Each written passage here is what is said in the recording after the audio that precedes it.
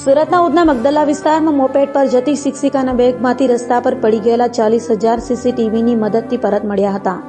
સુરતના ઉધના મગદલા રોડની એક સોસાયટીમાં ચાલુ મોપેડમાંથી રોડ ઉપર પડી ગયેલા રોકડ રૂપિયા 40,000 સીસીટીવીની મદદથી પોલીસે શિક્ષિકા બેન પ્રેમીલાબેન અલોકભાઈ બાગડીને પાછા અપાવ્યા છે. પોલીસે ફરિયાદ આવ્યાના 1 કલાકમાં જ કેસનો નિકાલ કર્યો, જે ખૂબ જ પ્રસન્નીય છે.